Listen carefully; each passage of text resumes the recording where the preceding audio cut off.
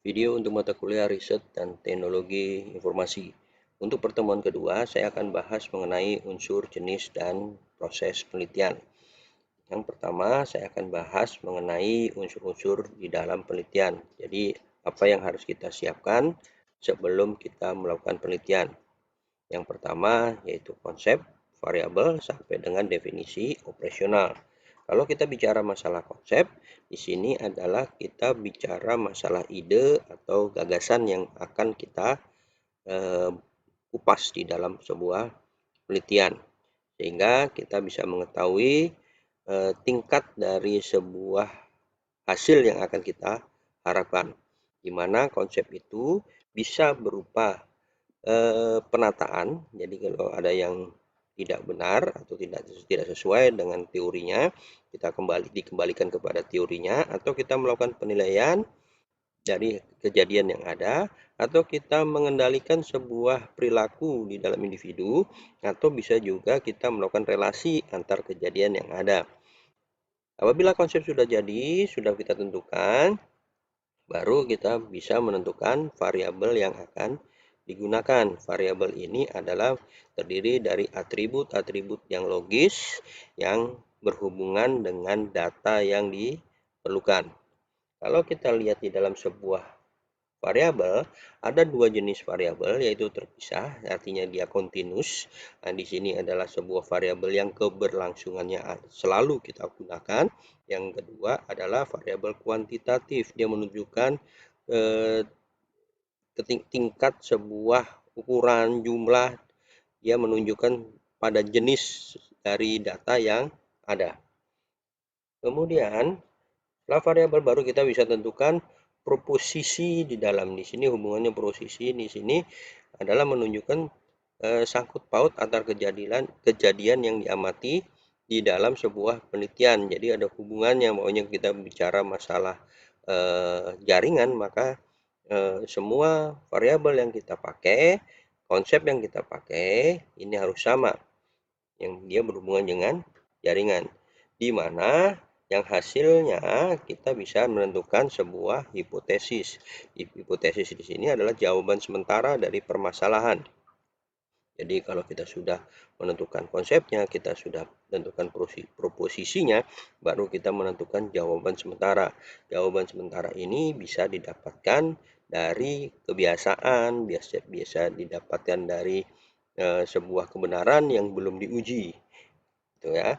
Tapi untuk melakukan pengujian, maka kita butuh sebuah teori di dalamnya. Jadi di sini kita menguji fungsi teori di sini adalah kita menguji atau mengarahkan sebuah penelitian, konsep-konsep yang nantinya akan saling terjalin dengan konsep adalah sebab akibat di dalamnya. Kemudian setelah kita melakukan teori, kita dapatkan teori, baru kita bisa melakukan definisi operasional. Jadi di sini adalah kita langkah apa yang akan kita pakai di dalamnya.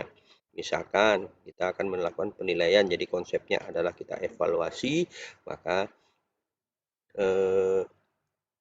kita akan melakukan penelitian mengenai kinerja pelayanan publik. Proposisinya itu kinerja mencapai tujuan layanan publik, sehingga kita bisa tahu apa yang akan kita lakukan. Ya, kita tahu proposisinya, sehingga ini yang akan kita nilai. Bagaimana realisasi pendapatan, akuntansi, responsibilitas, efisiensi, dan efektivitas. Dari sini, dari unsur-unsur ini, kita baru bisa menentukan jenis penelitian kita. Ya, di penelitian kita ada berbagai macam jenis penelitian. Dari tempatnya bisa kita lakukan di laboratorium, perpustakaan, atau bahkan bisa kita di lapangan, termasuk kejadian-kejadian di sekitar kita itu bisa kita lakukan. Atau kita berdasarkan penelitian berdasarkan ilmu, ya, berdasarkan ilmu. Jadi dia bisa dibilang kalau misalnya ilmu ya adalah penelitian dilakukan secara textbook, bisa dilakukan textbook. Ya, jadi kita tidak keluar, tapi kita membandingkan sebuah teori, kita bisa mendapatkan sebuah jawaban nantinya. Kemudian ada lagi berdasarkan penerapan. Penerapan ini cenderung kepada penelitian yang bersifat lapangan, di lapangan tadi ya, cenderung di lapangan, baik itu penelitian dasar atau bahkan yang terapan. Terapan tentunya itu dasarnya adalah apa yang ada di lapangan. Baru kita bisa lihat jenisnya berdasarkan sifatnya, berdasarkan sifatnya. Ada eksploratif, dilakukan penglihatan gejala, kalau kurang sekali belum tentu ada, dan itu dan lain sebagainya, kita coba lagi. Atau kita hanya melakukan deskriptif, kita melakukan penerangan terhadap proses yang terjadi. Kemudian verifikatif atau eksploratif ya, untuk menguji hipotesis yang ada ya. Kemudian penelitian development, nah ini yang biasa terjadi kalau di skripsi di kampus kita, kebanyakan adalah yang development. Tapi kalau eksploratif, deskriptif, kemudian verifikatif itu sangat jarang terjadi. Sebenarnya Anda bisa ngambil di verifikatif ya, kalau kita menggunakan data mining. Kemudian ada lagi yang sifatnya adalah bentuknya. Kita menganalisa, perspektif, dan evaluatif itu boleh sebenarnya untuk melakukan penelitian di dalam risetnya. Kalau diagnostik, maunya kita bandwidth semakin jauh dari wifi, dari antena, maka makin kecil bandwidth yang kita terima. Nah, itu kita diagnosis bagaimana supaya bandwidth ini kita tetap tinggi. Atau evaluatif, itu mengenai sistem informasi, katakan e-learning atau SIA-nya kampus kita ini kita analisa dengan menggunakan ISO 20000 atau COVID dan lain sebagainya, itu bisa kita lakukan ya. Baru kita yang lain itu berdasarkan disiplin ilmu, dia bersifat kualitatif dan kuantitatif ya. Kualitatif dia hubungannya dengan mutu ya, kualitas gitu ya, memahami fenomena yang terjadi. Kalau kualitatif hubungannya dengan data-data yang ada. Kemudian setelah kita siapkan ini, baru kita bisa lakukan langkah-langkah penelitian. Ini langkah-langkah penelitian harus kita lakukan ya, mulai dari observasi. Makanya kalau Anda melakukan skripsi ya tentunya Anda harus cari objeknya, kemudian merumuskan masalah. Dari objek itu kita melakukan identifikasi masalahnya, kemudian kita cari rumusan masalahnya. Identifikasi adalah sebuah pernyataan dari permasalahan, kemudian rumusan masalah adalah sebuah pertanyaan bagaimana memecahkan sebuah masalah. Kemudian baru kita cari teorinya. Tentunya kalau teorinya kita cari adalah dasar-dasar dari algoritma yang terjadi atau pakai sistem yang biasa dilakukan oleh dalam pengembangan sistem. Kemudian kita juga bisa merumuskan hipotesis. Nah, untuk khusus di IT, perumusan hipotesis ini sifatnya opsional, boleh diadakan atau tidak.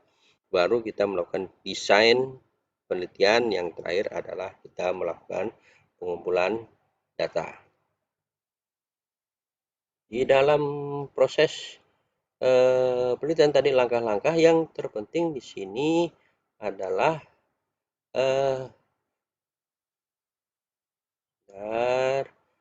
kita melakukan laporan di sini. Nah, yang paling tidak kalah jauh penting yaitu kita melakukan laporan. Kita wajib, kalau namanya penelitian, kita wajib membuat sebuah laporan. Makanya di penelitian ini, baik Anda ngambil KP ataupun skripsi, diwajibkan membuat laporan. Kenapa?